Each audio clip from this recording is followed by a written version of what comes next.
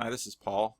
The question of whether or not Jordan Peterson is a Christian is something that gets debated up and down Facebook groups, Twitter, YouTube comment threads. Some people say, of course Jordan Peterson is a Christian. Other people say, of course Jordan Peterson isn't a Christian. Jordan Peterson doesn't go to church. Jordan Peterson won't say he believes in God. Is Jordan Peterson a Christian or not? Jordan Peterson has answered this question a number of times, and he's answered it both ways. And so it's been a huge debate, and this debate has been raging for at least the year plus that I've been doing videos. I have various videos commenting on it, but I saw something recently that changed my mind. So we'll get into that. This is the question, and this is the statement. Jordan Peterson is a Christian in Soren Kierkegaard. Now, that's a rather nuanced, complicated way of saying it, but then Jordan Peterson is a nuanced, complicated man. Let's get into it. The question of whether Jordan Peterson is a Christian, of course, depends on what your definition of a Christian is. Now, in the past, I've given my simplest definition, which is a Christian is someone who believes in Jesus more than they believe in themselves. But I'm not actually going to deal with that one in this video. I've dealt with it in past videos. The big reason that this question keeps getting brought up is the tribal aspect. Jordan Peterson is at the top of the hierarchy and the culture war IDW conversations, and whether or not he's a Christian or whether he gives too much aid and comfort to Christian in Sam Harris's opinion or in the opinions of other celebrity atheists in the IDW ranks always gets pulled up. The only person in the IDW that I can think of at the top of my head, at least in the prominent list, who would answer yes definitively to whether or not they believe in God would be Ben Shapiro. Jordan Peterson keeps saying, I act as if God exists. A lot of this grows out of the fact that many people in our culture believe you can't maintain credibility as a scientist and be a Christian. And in fact, that debate rages, and someone just pointed me out to a new channel that basically says you can't be a scientist and not be a Christian. And so this is something that continually goes back and forth. And the question of how Jordan Peterson regards Christianity and the resurrection and Jesus was in many ways at the center of the conversations with Sam Harris that Jordan Peterson had last year. And that's where I get Jordan Peterson's God number 1 and God number 2. Just recently, Peter Boghossian had made some comments about this, and Peter Boghossian has talked about this realignment. And whereas I sort of disagree with how this is laid out, I think for many modernists that think there's a objective truth that you can make objective truth claims. The split has happened with respect to critical theory, postmodern neo-Marxism, however you want to slice that. But it's the question between objectivity and subjectivity. And so Peter Boghossian thinks that there's been sort of a realignment where you have a lot of modernist apologists who, in fact, 3 or 4 years ago would have been debating Peter Boghossian as rivals. Now, in a sense, they lock arms to do battle with the social justice groups. And so this is sort of a new alignment, and this is Peter Boghossian's idea. And if you want to look at it, I made a video about this a few videos ago. If you just search Peter Boghossian in my stream, you can see the video that I made about that. Last year, Mouthy Buddha did an excellent video on is Sam Harris losing his audience to Jordan Peterson. And then in one of the conversations that I had with Dr. James, he made a point that I've played in a previous video, and I played it obviously in the conversation I had with him, but I still bears listening to answer the question why Jordan Peterson rose so prominently and why this new arrangement has played out as it has. 10 years from now, of course, it's pure speculation. What will be Jordan Peterson's contribution to the decade? Yeah, that is a good question, because that reminds me of a direction that I was wanting to go in, which I think dovetails into your question pretty well. I think the starting point of Jordan Peterson was the response to the new atheists and their claim that the commons, the kind of secular commons, had a metaphysical basis that everyone had to adopt in order to create a unified vision. And that secular, their vision was that the secular foundation was reductive materialism and naturalism. And their proposal was that we needed to do away with the transcendent and get on board in seeing the same world as a unified, world consciousness in order to get rid of these crazy religious types who were doing crazy things. And that didn't wash, partly because the argument that what the guys who flew those planes into those buildings did was reprehensible had already been agreed to by everybody. So the fact that they were making that argument in a very caustic and angry way, kind of gets you a splash initially, but it's like, well, but we all agreed to that. we all agree with that. So that doesn't go anywhere.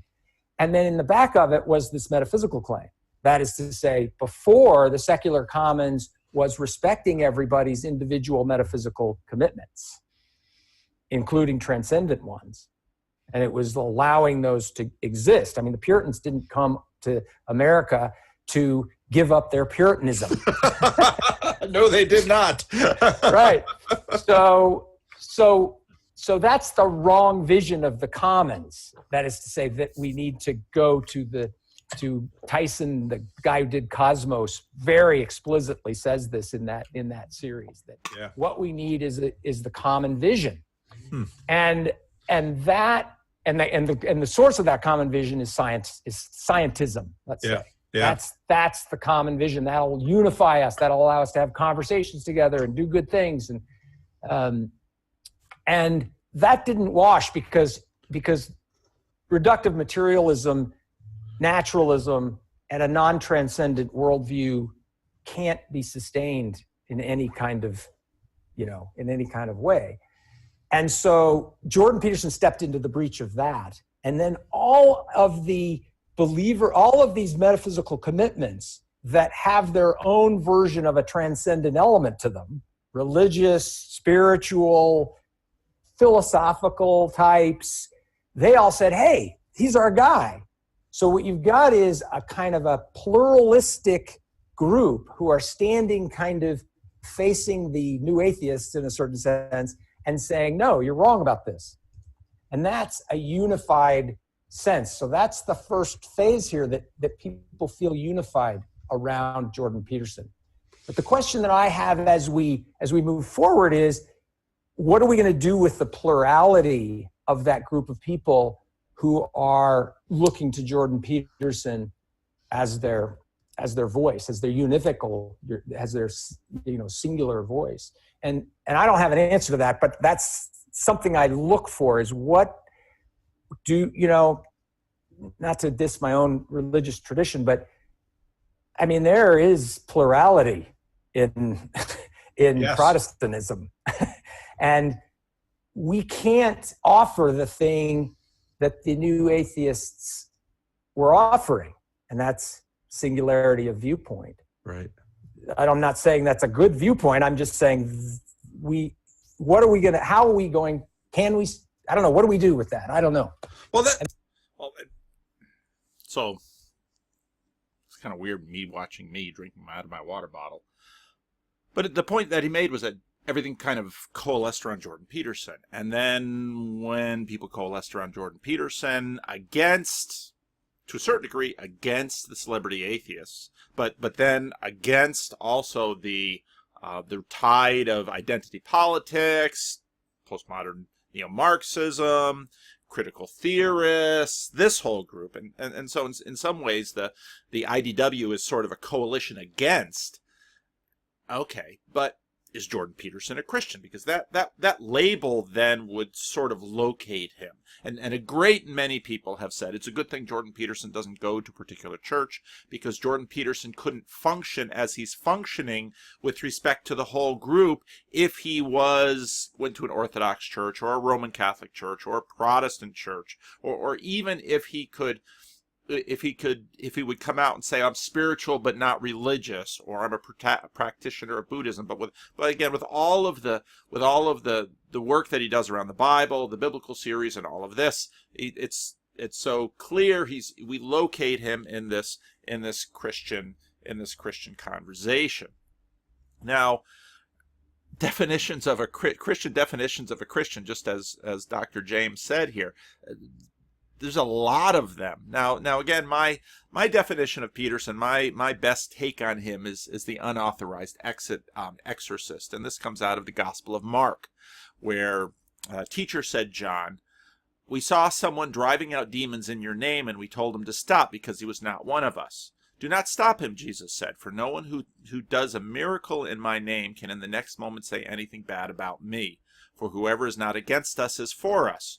Truly, I tell you, anyone who gives you a cup of water in my name because you belong to the Messiah will certainly not lose their reward. Now, you might say, well, Jordan Peterson hasn't done a miracle. Well, in some ways, Jordan Peterson kind of has done a miracle. It might not be a miracle in the categorization that new atheists would recognize as a miracle, but what has happened in the culture since Jordan Peterson has gone, and I think what Jordan Peterson would describe that he's been through is sort of miraculous.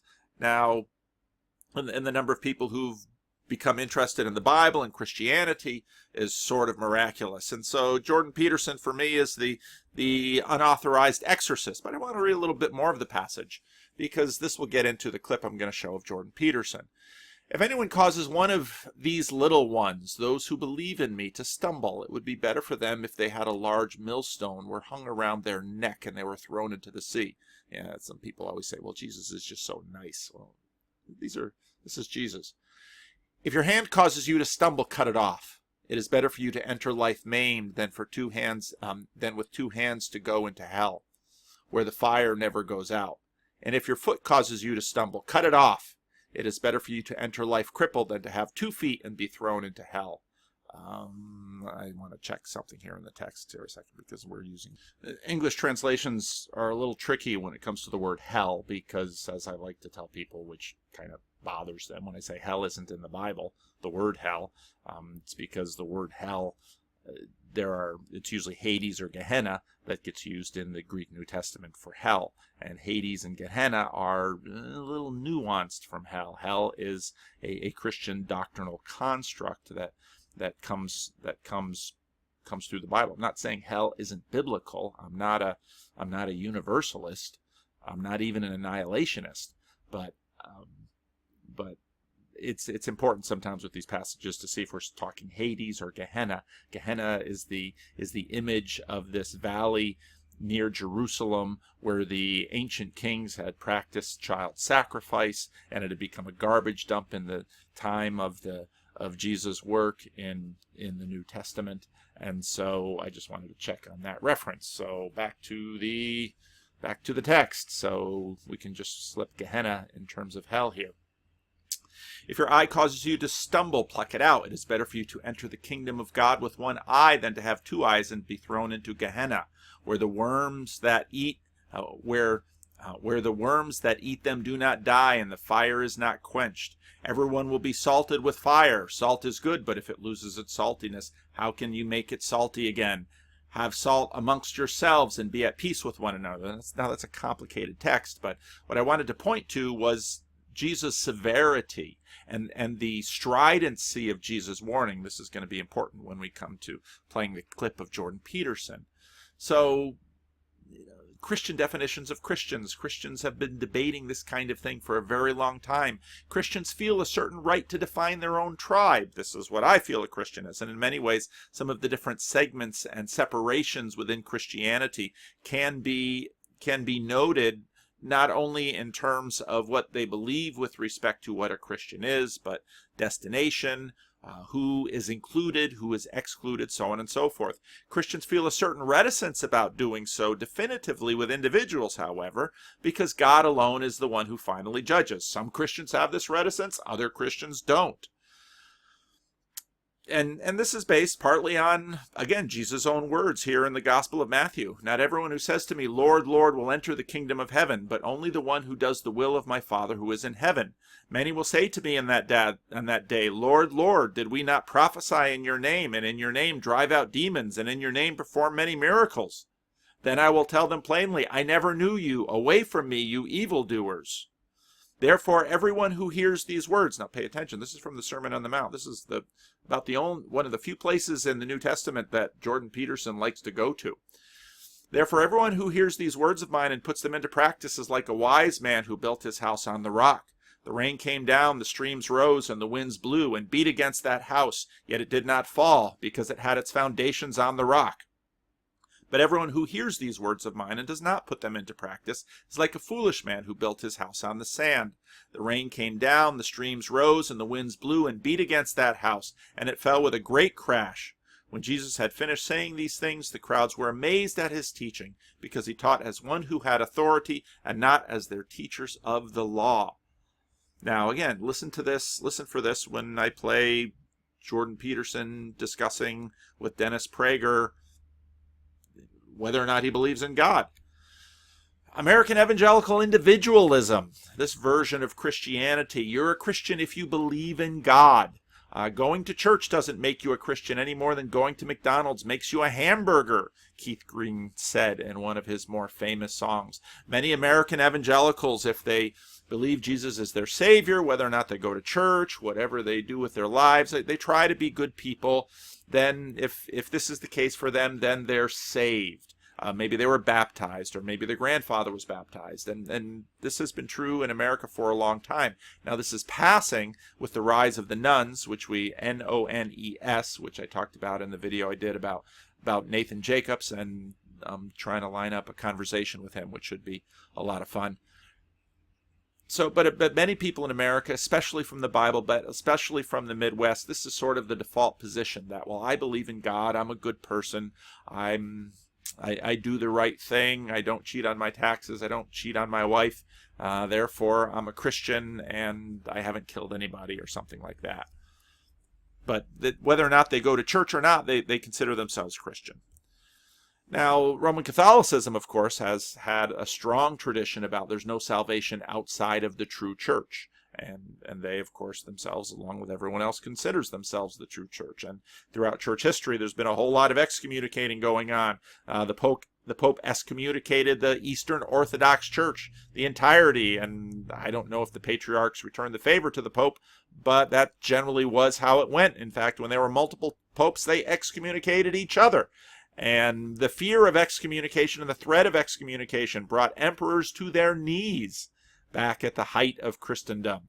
And so this was a very big deal. It was a very big deal for the church to define who was in and who was out. And this was seen as the exercise of the keys of the kingdom that were given to Peter in Matthew chapter 18. And this, of course, is part of the ongoing conversation about Roman Catholicism. And I noted in Jonathan Pageau's mystical questions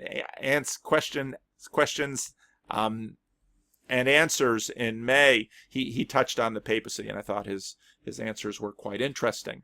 Since Vatican II, however, the Roman Catholic Church has sort of softened its stance with respect to Protestants, and that's an ongoing conversation.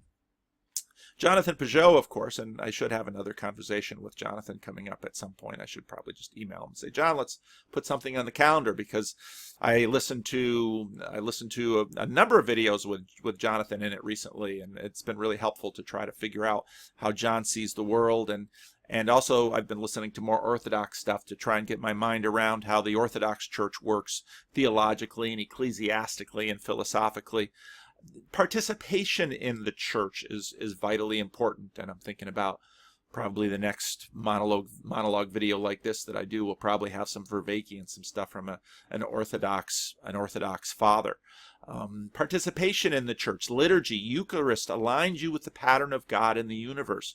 And when I talk to Jonathan, we'll see if this is, we'll try to steel man my position here, but this seems to be a fairly faithful representation of how Jonathan Pageau sees the mission and the work of the church. Jonathan, of course, who grew up evangelical and then eventually made his way into the Orthodox Church. There's, of course, dreaded Calvinism, where it's the elect. It is God alone that calls us to himself. It is God alone who sends out his Spirit and quickens our heart. It is God alone who who calls us and redeems us and takes us, which of course raises the terrible threat of double predestination of the reprobate. Do we live in fear that we might not be part of the chosen? I've known plenty of people that have expressed that to me, both inside and outside of the Reformed Church. Well, it gets confirmed, and you can look at the Weber thesis. Bearing fruit confirms that we are his, bearing good fruit. But which fruit, and what does it look like, and when is it enough? And I recall the closing scene of the movie Schindler's List, where, did I save enough? Did I save enough? And so in many ways, the Calvinist doctrine of election that is designed to offer people comfort sometimes has the double-edged effect of disturbing even people who I think should be comforted in the knowledge and assurance of their salvation, if I might use that term. Go back and see my video on the word salvation and fudging. Methodism, of course, deeply impacted how many people in the West view their Christianity. Jonathan Wesley, of course, was raised within the Anglican Church, but then his heart was strangely warmed, and he and a group of his friends created, in a sense, adapted pietism to create Methodism. And Methodism was a hugely powerful Christian movement that went through and reformed the church and revived the church and was deeply important in the shaping of the church in the last few centuries. Charles Wesley, his brother, wrote so many of the most remarkable hymns that rose out of the period of English hymnody. But this gave us the tradition of recording the moment that you were saved. It should be a time that you know, and you ought to be able to write the time down, says the Methodists, where you were transformed. It's an experiential happening. It's an experience, and this is, of course, deeply pietistic. Saved means going to heaven and not to hell when you die, and so all those things that I read that Jesus said connects in with that. And there's something. So this doesn't seem to be at all what Jordan Peterson is talking about. Now, he's talking to Dennis Prager, and I don't know a lot about Dennis Prager, but the little I've seen, I always, in terms of my labels for him, he's kind of a Cold War Judeo-Christian civil religionist. During the Cold War, church-going in the United States reached its peak, and to be a good patriot meant to go to church during the Cold War. And in many ways, during the Cold War, we recruited God sort of like an avenger to fight communism. And so we put "In God We Trust" on our coins, and so we put "One Nation Under God" in the pledge to the flag, and in a whole number of ways, the United States got very religious to differentiate us from the godless communists. And I've said in previous videos in the past, the big transition happened after the end of the Cold War, that suddenly it's Islamic terrorists that are the ones responsible for 9/11, and so now suddenly religious people are problematic. And again, the rise of the new atheists fit into that narrative. And so what happens sort of in the Cold War Judeo-Christian civil religionist time frame is that this Judeo-Christian label got popular. And I was just having an email conversation with a really smart guy who's written some articles, and he challenges, and rightly so, a lot of the rather simplistic use of the terms Judeo-Christian, or the Marxism is very much part of the history of the West. So is postmodernity. So is critical theory. I mean, these are all parts of Western civilization, and what in fact is Western civilization. This Judeo-Christian label, I think, is far more of a political label rather than a religious label, and it sort of attempts to transcend the anti-Semitism that's been a problematic part of Western civilization for a very long time. Many Jews felt that the United States really became the promised land even more than Israel, and even though Jews continue to be the group that is most often targeted in terms of hate crimes and religious persecution in the United States, if you can use that term, or at least religious attacks. Judeo-Christian really tried to cement the relationship, a cozy, warm, good relationship between Jews and Christians that you'll see in Dennis Prager or Ben Shapiro. And so that Judeo-Christian label does it. It also sort of keeps Islam out, but you're still able to include the Mormons because you don't want to leave Idaho and Utah behind. And so this Judeo-Christian label became very important politically in the United States. And the question, again, and this is, I think, very much a Cold War leftover, is, do you believe in God? For Jordan Peterson to say he didn't believe in God in he was a young man then, but in the 70s, he was a boy then.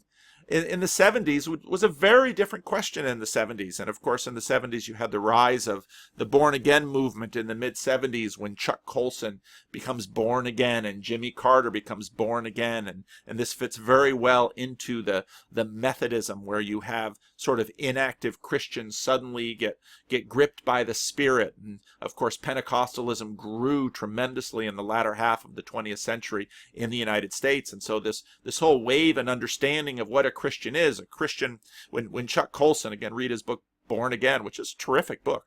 When Chuck Colson became a Christian, his wife was confused because they'd always gone to church, and it's like, Chuck, what do you mean you're now becoming a Christian? You're baptized in the Episcopal Church, and you've gone to the Episcopal Church often in your life. Why are you a Christian now when you weren't a Christian then? Oh, because I love Jesus. Well, and I feel him. He lives within my heart. And this is a big part of the definition of Christianity, but Jordan Peterson doesn't fit into any of these things, which I think. So in this clip, when Dennis Prager asked Jordan Peterson, "Do you believe in God?" he in many ways is asking a Cold War question from a Cold Warrior. Now, one of the things before I play the clip is this clip was recorded about the same time that Jordan came to San Francisco. We had our meetup in San Francisco. And when we talked in our meetup, one of the things that we noted was that Peterson had been very, very emotional. And sure enough, a few days later, he made the rather emotional announcement that he had to call off some travel because his wife needed to have surgery. And we haven't heard any word on that. I continue to pray for Jordan and his wife that she may be healed and that she may continue to travel with him and that he may continue to do the work that he's doing. Because I think his wife is a very, very big part of this. His wife travels with him because in many ways they're a pair. Now he said many times that she's the stable one and she's his rock. And I don't know what would happen to Jordan if his wife took ill or if his wife passed away. Heaven forbid. This is something I very much don't want to see, but I don't know what would happen to Jordan. But throughout this interview with Prager, he's incredibly emotional. And a number of you people have said, oh, you've got to comment on this video. And now, as often happens with many of these videos, first time through, I didn't think there was much, but as it sits and as I listen to it again, and I think, no, there's more there. There's more there that I didn't appreciate first time around. And so the whole video is interesting. But I'm just going to play this one section with the question about believing in God. You have said on a number of occasions, and on every occasion that I have watched you say it, not a single person in the panel, you often talk on panels, not one person has ever actually reacted to it. Now, I don't know why he said that. Because this has been a huge part of the discussion. And in fact, if you watch the firing point where she puts the question to Peterson, when Peterson talked to Sam Harris when they talked about this was, there's a whole lot of reaction to this. I don't know if Dennis, I hate to do a, tell Paul Vanderklay King City on the Hill type moment, but tell Dennis Prager, hasn't he been listening? This has been a huge bone of contention. I totally get it. Nevertheless, it's one of the most important things you regularly say. You live as if there is a God. See, and again, I think this is in terms of the entire Judeo-Christian political framework that really came to its supremacy during the Cold War. Again, I see Dennis Prager mostly as a Cold Warrior who survived the victory of his cause. How then to frame? Does Jordan Peterson believe in God? This is a deep part of the framework of the American religious landscape, which is why they keep bringing it to Peterson, and why perhaps in the future Peterson might be seen as an important an important person in terms of where he's standing, and the seeming ambiguity that he has sets him apart both from the new atheists and from the cold warriors and from the modernists, and he sort of strikes out in a category of his own. Is that correct? Well, people ask me if I believe in God. You know, I'm going to release a podcast about that. And I'm still waiting for it. Because I answered that question for about 2 hours in Australia. Because people kept asking me that question, which I really don't like. I don't like that question. And so I sat and thought about it for a good while, and I tried to figure out why. And then I thought, well, you believe.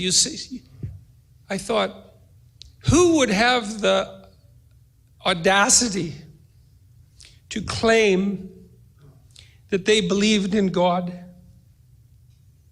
if they examined the way they lived? Who would dare say that? Now think about the texts that I read out of the Sermon on the Mount. You can see where he gets this. To believe, you think, to believe in a Christian sense, to actually, this is why Nietzsche said there was only ever one Christian, and that was Christ. To have the audacity to claim that means that you live it out fully. And that's an unbearable task. Now this sort of breaks the Judeo-Christian thing too, because it's dramatically Christian. In some sense, that's an unbearable task in some sense. I just debated Slavoj Žižek about a week ago, although it wasn't really much of a debate. It was a strange event. But he said something very brilliant, and to me that justified the entire event, at least from my perspective. He talked about Christ's moment of crisis on the cross when he cried out to God that he had been forsaken. And what Žižek said was that what that meant was that the conditions of human existence are so tragic that even God himself in human form lost faith for a moment in the goodness of being.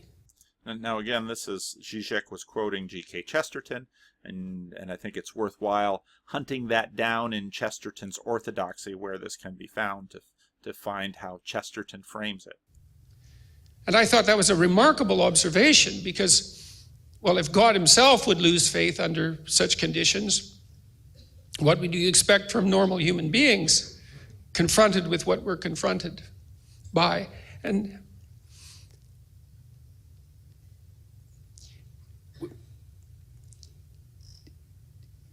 to be able to accept the structure of existence, the suffering that goes along with it, and the disappointment and the betrayal, and to nonetheless act properly, right? To aim at the good with all your heart, right? To dispense with the malevolence and your desire for destruction and revenge and all of that. That's in a sense Jordan Peterson's plan of salvation, what he just articulated there. You can find it pretty clearly in 12 Rules for Life. And to face things courageously and to tell the truth, to speak the truth and to act it out. That's what it means to believe. That's what it means. It doesn't mean to state it. It means to act it out. And unless you act it out, you should be very careful about claiming it. And now again, if you read the end of the Sermon on the Mount, the house built on the rock and on the sand, this is what Peterson is speaking out of. He's pretty much articulating that. And so I've never been comfortable saying anything other than I try to act as if God exists, because God only knows what you'd be if you truly believed. And again, this is part of his answer about the resurrection of Jesus. And even though Sam Harris kind of backed him into a corner, and he backed down on stage against Sam Harris with almost certainly not, when he gets asked the question of the resurrection, this is the answer he comes back to again and again. This is part of the reason why I said there wasn't a lot new in this, but sort of I heard something new in it. I mean, if you think about it in some sense, that's the central idea in Christianity, is that if you were capable of believing, it would be a transfiguring event. Now that's an interesting take on Christianity in some ways, and when I play the second clip, you'll see why. But there's, again, if you've been following my videos and my kind of stalking Vervaeke as he's going through his meaning crisis videos, I mean, this question of confessional belief or proposition, assent to propositions, whether that's belief, whether that belief is transformative. Basically, Peterson is saying you ought not to make those claims unless, in a sense, your life can cover the check. True, if in some you'd be if you truly believed. I mean, if you think about it in some sense, that's the central idea in Christianity, is that if you were capable of believing, it would be a transfiguring event, a truly transfiguring event. And you can get a sense of the Methodism in there a little bit, that this will be an event that you take place if you truly believe. Well, what do you mean by believing? People experience transfiguring event, a truly transfiguring event. And I know people experience that to one degree or another, but we have no idea what the limit of that is. And we have no idea what the possibility is within each person if they lived a life that was maximally courageous and maximally truthful. You know, because maybe you're running at 60% or 70% or 20% and at cross purposes to yourself. God only knows what you'd be if you believed. And so, while I try to act like I believe, but I'd never claim that I manage it, because it's a lot to manage properly. And you have to be careful about claiming to manage things that you can't manage. And so that's part of the answer to that question. Now, such an interesting answer. And of course, Christians jump in and talk about grace. And this is a point that Christians have made about Jordan Peterson's Jordan Peterson's religion, it's not a lot of grace. It's in some ways we've said he has an Augustinian anthropology and a Pelagian soteriology, because this is a grace, this is a religion that you have to do yourself.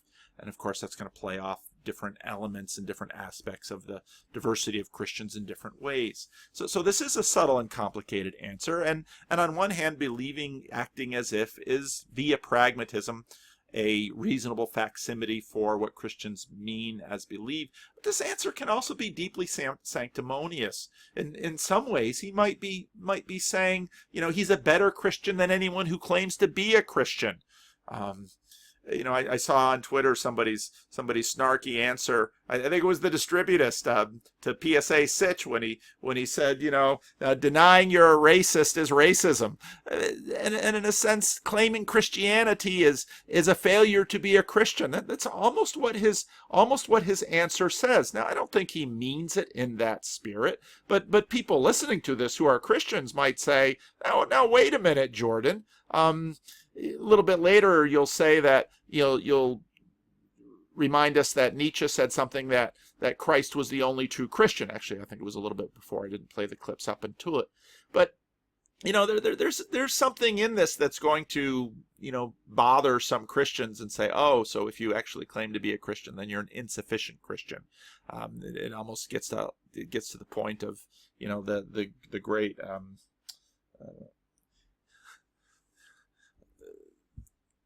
The Marx brothers, and the Marx brothers in this whole conversation, Marx, of course, Groucho Marx, the Marx brothers, who a genealogist who was a friend of one of my distant cousins did a genealogy of my family, and one of the things they do in genealogies is they try to figure out, what famous person are you related to? Well, the famous person I am closely related to are the Marx brothers. So there you go. The great Marx brothers quit. I wouldn't want to join any organization that would have me for a member. And in some sense, Jordan Peterson can't be a Christian because he wouldn't want to join an organization with anyone who would claim to be a Christian, because if you claim to be a Christian, you're an insufficient Christian.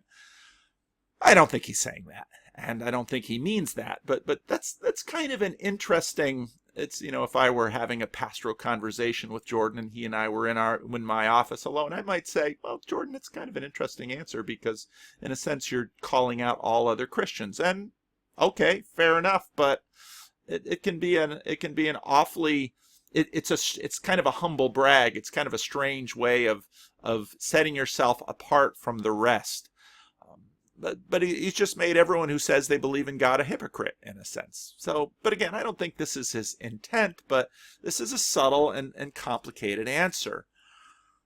And then I watched this. Now, this video was sent to me from, a lot of you send me videos, and I can't always follow up on every one, but Roots of Existentialism, and this is from the Transliminal channel. Now, the Transliminal channel, this guy does beautiful interviews. I mean, it's just very, very well done. And some of the best Peterson interviews early on were done by him. 2015, before Peterson, really exploded in 2016 on it. Well, he's doing an interview here with Dr. Stephen Taubeneck, 2019. This is again, the Transliminal channel does tremendous interviews, and he said that it's an interview about existentialism, and he said this, and I thought, this shines a whole new light on Jordan Peterson's confession, as it were. Different positions. Oh, interesting. So a lot of the existential writing that is itself in turn somewhat opaque to many contemporary readers, but nonetheless referenced more perhaps than Hegel, at least in North America, right? Is itself a conscious reaction to much of Hegel's writing? Yes, absolutely. And Kierkegaard, whose name means cemetery, churchyard, is one of the earliest ones to do that. So he takes up Hegel in Fear and Trembling in 1843. He takes up Hegel in Sickness Unto Death. And against Hegel's synthesizing, combinatory approach, communitarian approach, Kierkegaard insists on the primacy of the individual and says that Hegel simply overlooked the importance of the individual. Now remember Peterson and the individual. Peterson is huge on the individual. And so here they just had a really nice section on Hegel. Watch the whole video. The whole video is outstanding. Had a really nice section on Hegel. And here he's talking about the individual. It's like, ping, the Consciousness Congress said, listen to this, because he's going to be talking about Peterson. Peterson has all of these people who impacted him. And we've talked about some of the main ones. Jung, of course. Nietzsche, of course. Kierkegaard doesn't get named enough, but when you hear what this guy has to say, how Kierkegaard regarded faith. Now remember Kierkegaard too. On the cover of this I put I've only read one biography of Soren Kierkegaard, and it was a tremendous book. Kierkegaard, a single life. I'll put the link to it in the notes. It's a wonderful biography of Kierkegaard, fairly short, very well written. Kierkegaard was a strange man, and he was born to a family that was just full of clergy, and I hesitate to use this comparison because it really isn't fair. In some ways, in the golden age of Copenhagen, Soren Kierkegaard was sort of a Milo Yiannopoulos character. A number of you are going to comment on that, and I'm not really a fan of Milo, but Kierkegaard had a way of both fascinating and annoying the church and the establishment to no end. He was obviously brilliant. He was, well, as Milo perhaps could have been. We'll see if Milo ever gets there, but he was obviously brilliant, and he would do things which deeply troubled everyone, and everyone was sure he was certainly not a Christian, but in some ways he, just like Peterson did in this video, sort of announced himself as the only Christian there, the only true Christian. All the other Christians were frauds, and the Danish church was a fraud. And this is in a sense some of what Peterson is doing. And so when I listen to Peterson say this again on Prager in a moment where emotionally he's more open and more vulnerable, there's a lot of Kierkegaard in him at this moment, and in his take on the church, and in his take on Christianity. Because against Hegel, for whom you have all these titanic movements that are moving through time. Kierkegaard, it's all about the authentic individual. So, communitarian approach, Kierkegaard insists on the primacy of the individual and says that Hegel simply overlooked the importance of the individual. And so Kierkegaard tries to cut into this combinatory moment in Hegel and say that this competition between two competing sides never actually moves to any synthesizing combinatory moment, but remains in a state of collision. This is his word, is always in a state of collision. This is Kierkegaard's word. This is Kierkegaard. So, and you can hear this in Peterson, that Christianity is this thing that you can never really arrive at. Only Jesus, and Nietzsche, only Jesus can be a Christian. And so Jordan would never claim this, because this is something you can never arrive at. And that's very Kierkegaard. So the synthesizing combinatory moment, but remains in a state of collision. This is his word, is always in a state of collision. This is Kierkegaard's word. This is Kierkegaard. So the real individual in his view, the true individual, the single individual, is someone who goes against the community and resists the community, actually places themselves above the community. And that's exactly what Peterson did in that answer. He resists the church. He comes against the church. He places himself above the church. Above the ethics of the community. And his example for this in Fear and Trembling is Abraham, especially the story of Abraham and his relation to Isaac, the story of God's command to kill Isaac. So, I mean, to modern ears, or to my ears anyway, as a sort of a stand-in for naive modern ears, it sounds like what Kierkegaard is emphasizing relative to Hegel is almost a preference for a locus of or a nexus of ideology or intellectual focus, but is, as opposed to saying, no, there's something fundamental about reality or about the human experience or the human condition, in that the individual as a concept is much more important than what it is that Hegel's pointing to. Is it more one or the other? Like, is Kierkegaard saying, no, there's something fundamental about the nature of understanding what it means to be human that Hegel is missing by the way he puts forward his arguments? Or is it more a sense of, as a personal philosophy, I, as Kierkegaard, feel that it's more important to focus on the individual and the locus of the individual? It's the first point, the first, rather I than the see. second. So Kierkegaard actually felt, and he writes this in the book Concluding Unscientific Postscript, which is very long, very amusing, as just too long for my students to read in the term. But he emphasizes there that truth, real truth, is subjective. That really real truth is what you yourself believe to be true. Now pay attention to the moment we are in the conversation about truth, and look at truth with Peterson and Sam Harris, and it's exactly at this point that they're working on, where does the subject encounter this monarchical vision? Where does the subject come into the world? Where does the subject get accounted for in truth? That objectivity is simply a name for something you yourself believe to be true, not something that's generally true. So so you see how different that is from Hegel, the true is the whole. Very much so. In fact, it sounds like American pragmatism in a way. It's close to American pragmatism. It's close to libertarianism, American libertarianism. It's close to a kind of anarchism. There's enormous debate about what it actually means in political terms. Yeah, the degree to which the philosophical, I suppose, blends into the political philosophical is fraught here. But I mean, what it reminds me of is American pragmatism in a philosophical sense, but clearly this comes before that, right? So Kierkegaard's pointing to, as you say, it's his sense that this is something fundamental about the human condition. Yeah, and it arises in the first place, I believe, from Kierkegaard's own religious upbringing. He was brought up under a system of thought within Protestantism called Pietism, which is very Lutheran and emphasizes strictly your personal relationship to the divine. And now there's a lot of that in Jung. And so when I talk to Skip, and Skip will hear this, when I talk to Skip over with the and he's giving me resources on Jung and trying to, help me understand Jung a little bit better.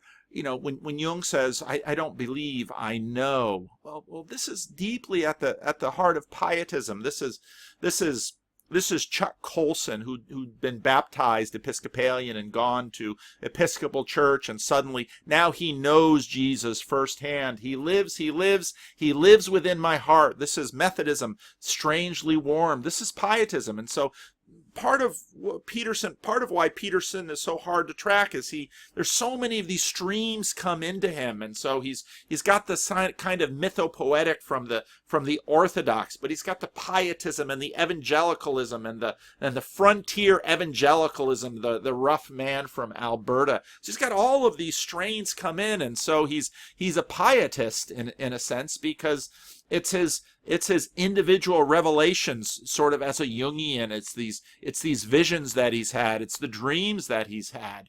And no church can, in a sense, compete with this. A church that has ritual and form, because it's personal, it's individual. It's deeply pietistic. Not your person called pietism, which is very Lutheran and emphasizes strictly your personal relationship to the divine, but not your personal relationship to the divine in terms of any rational relationship, simply in terms of faith, and in a very passionate faith. Pietistic Lutheranism is a very passionate system of belief, or view of belief, within the individual about their relationship to God. And Kierkegaard follows this, especially in Fear and Trembling, where he says what's amazing about Abraham is that he's both the father of monotheistic religion, Judaism, Christianity, Islam, and a murderer, potentially. He's setting off to kill his son, Isaac.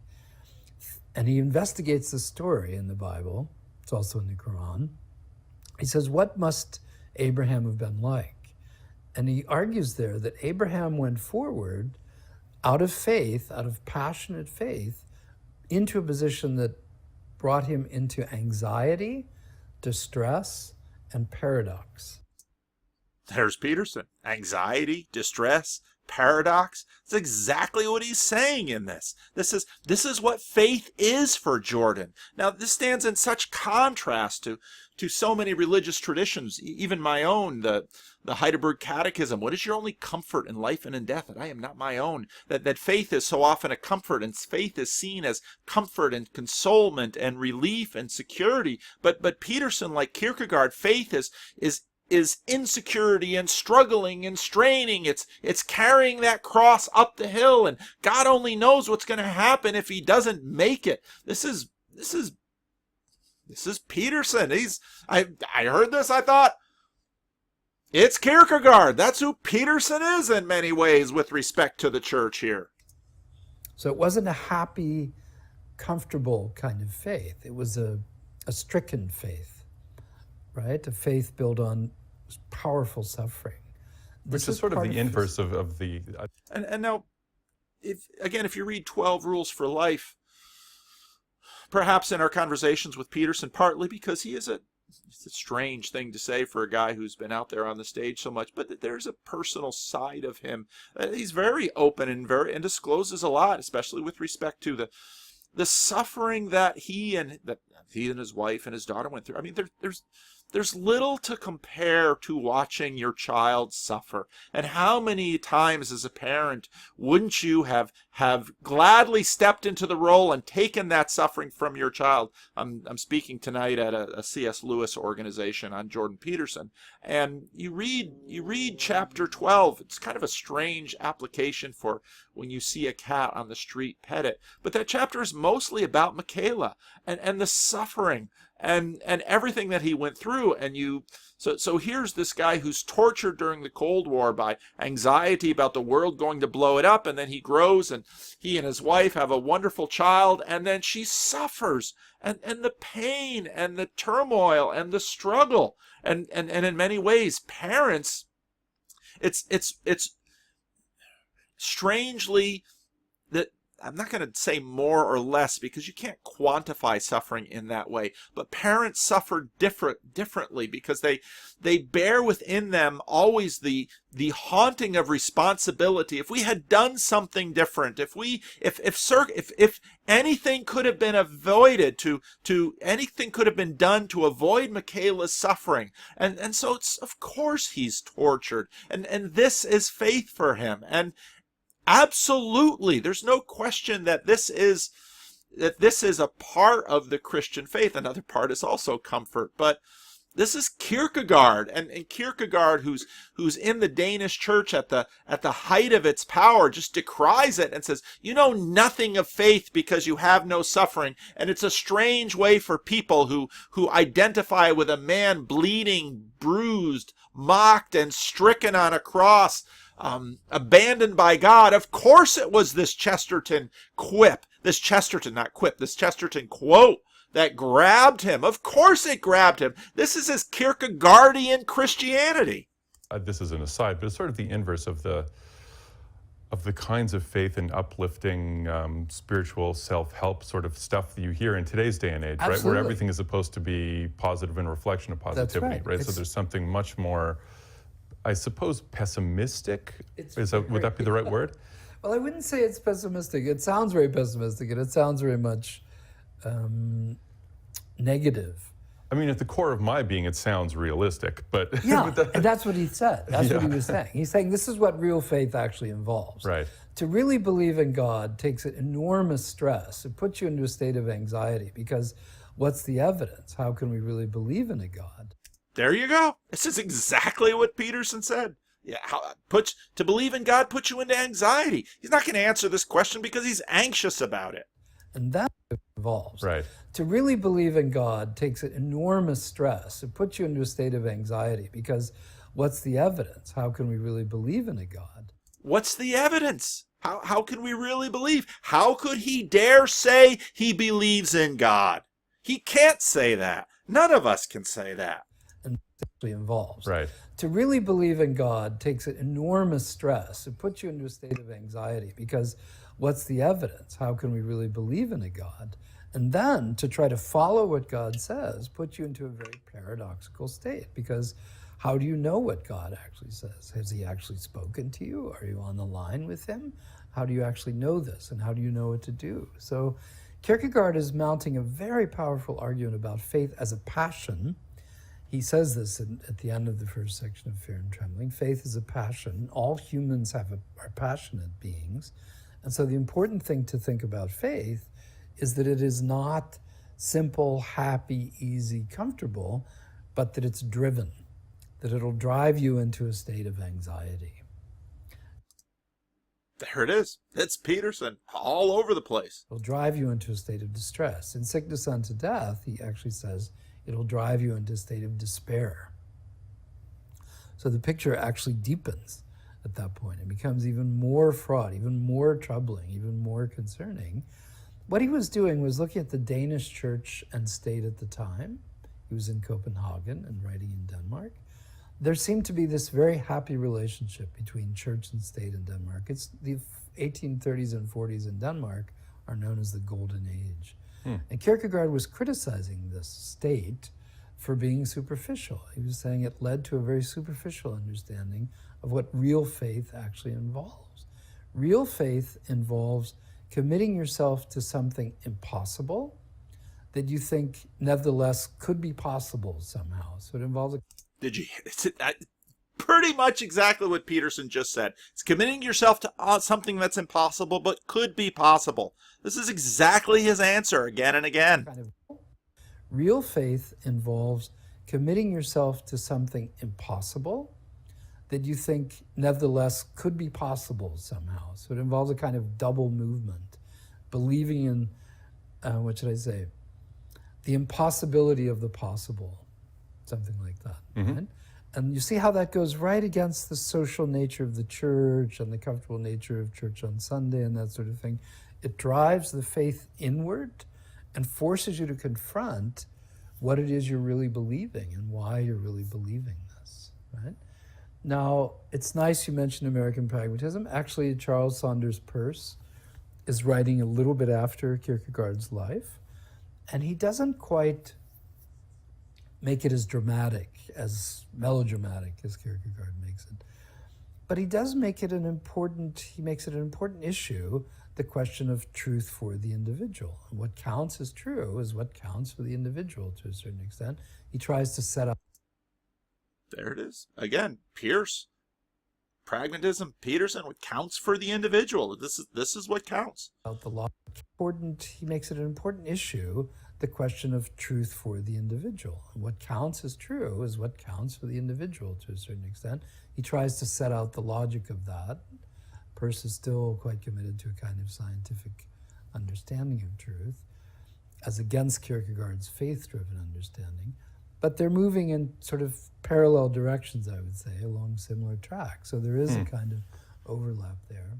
So just speculatively, do you think that there's something about that historical moment that brings forth these kinds of thoughts in people like Kierkegaard and Peirce, or is it? It's not only speculative, it can actually be shown. So Kierkegaard writes a famous essay in 1846 under his own name. Now that's really important, and if you read the biography of Kierkegaard, you'll see that he was a trickster, and he'd write under this name and that name and pseudonyms, and he's playing all over the place and really driving everyone crazy. And he dies young, and I mean, the guy was lived a crazy life, but this one he writes under his own name. It's a famous essay in 1846 under his own name. The two other works I mentioned, Fear and Trembling and Sickness Unto Death, are under pseudonyms. But in 1846, he published an essay under the name Soren Kierkegaard called The Present Age, where he described his time. Imagine, this was 1846. He said, "We live in a time dominated by the media and the public." Sounds frighteningly relevant. Isn't that? That's really amazing when you think about social media today and the importance of media today. And he said, what you have to do is resist what the media tells you. He was talking about journals and newspapers at that time. He said, you have to resist that and think for yourself about what's really going on.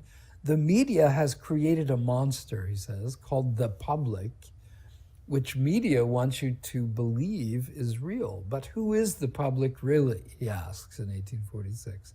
Is there a real public there, or is it a mystification created by the media? In his view, it's a mystification. So what's happening in his view is already mass media, to a certain extent, in the mid-1840s, is creating a larger and larger sense of a public sphere, a public domain, to which people should conform and into which people should fit. And what about that did Kierkegaard find off-putting, or? He felt it took away your own subjective truth. It took away the recognition of your own responsibility, your own struggles. He called it the earthquakes of existence. He said if you follow what the media tells you and what the public allegedly tells you, you won't register all the different earthquakes. He uses that phrase, the tremors, the trembling of your everyday life, all the shifts in mood and thought and experience that we actually go through. His suggestion there is that what you'll actually do is pave over the difficulties of everyday life and impose a smoothness. And if you listen to this of course is the great sin in Peterson's lexicon, in Peterson's list of sins. This is avoidance. If you smooth things over, just read 12 Rules and read about all these dysfunctional relationships where they're avoiding having the conversation, where they're not challenging each other, where they're not digging deep and digging into life. I mean, this is existentialism, and this is Peterson, and this is the great sin. Actually go through. His suggestion there is that what you'll actually do is pave over the difficulties of everyday life and impose a smoothness that is delusional, misleading, conformist, distracting. Right, so it's the last part there that I guess has the normatively negative judgment, because the first part sounds okay for a lot of people, right? You know, life is hard. I want to smooth things over. Why shouldn't I go with the flow? Right. Why shouldn't I subscribe to, you know, Instagram? Why do I have to think about things so deeply? Exactly, yeah. I mean, the Kardashians have a great Instagram feed. Why can't I just look like at that them. 24/7? Yeah. So, but there's an argument here, and is it a moral argument, or is it a phenomenological argument that Kierkegaard's making about the flimsiness or the superficiality of that? I would say it's not only phenomenological. He's describing what's going on in his world and talking about ways of resisting what's going on, this tendency towards massification. It's also normative, because he clearly values the importance of the individual experiences as against stories from elsewhere.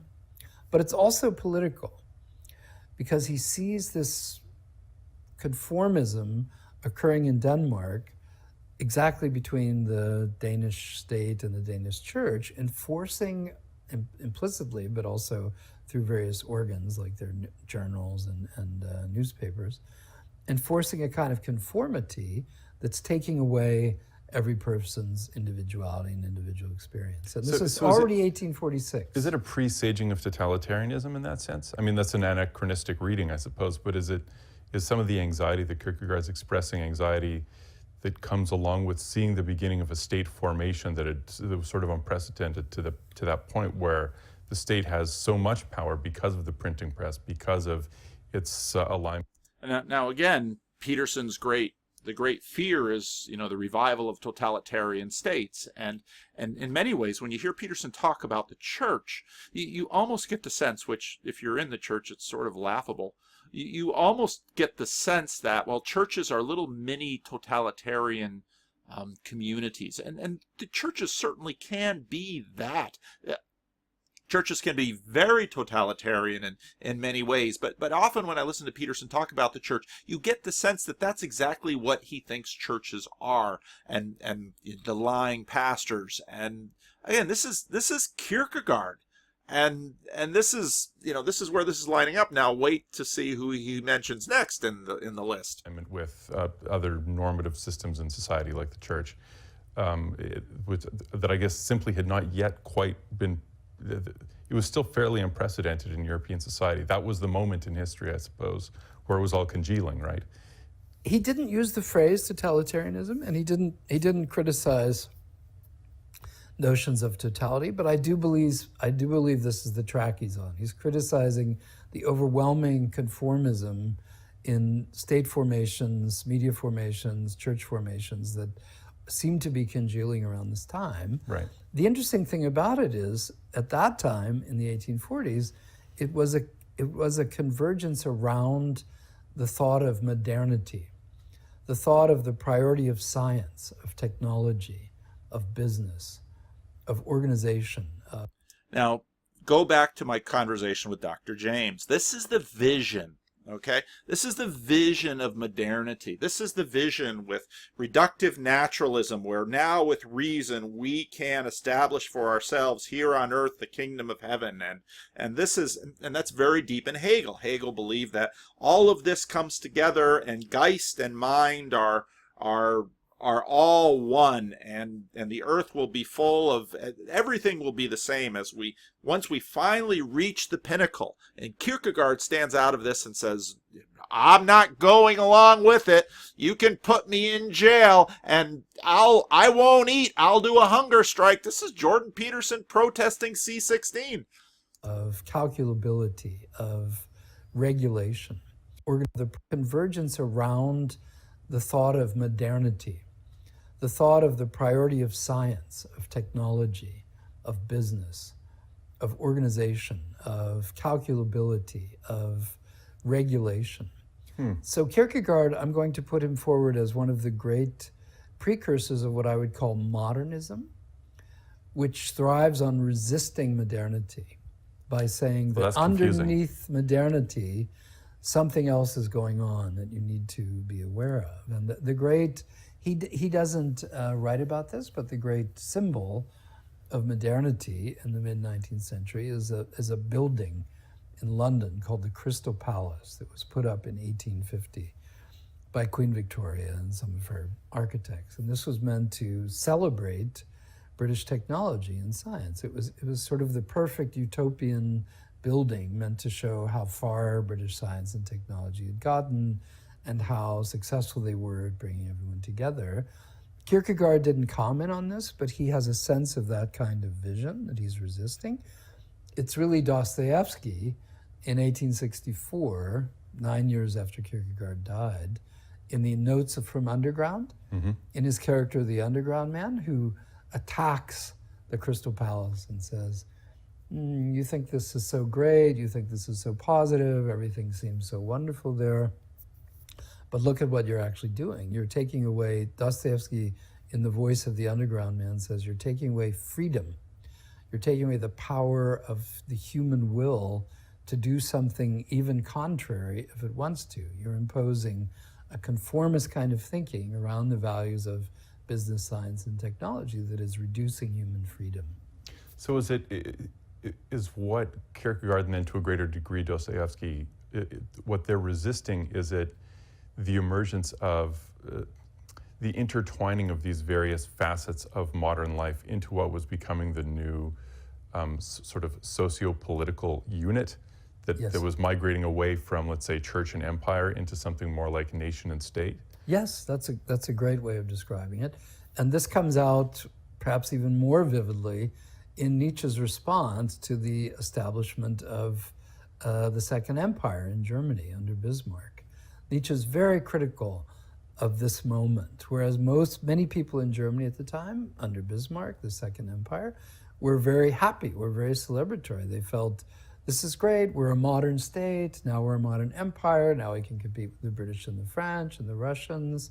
This is a wonderful moment for us.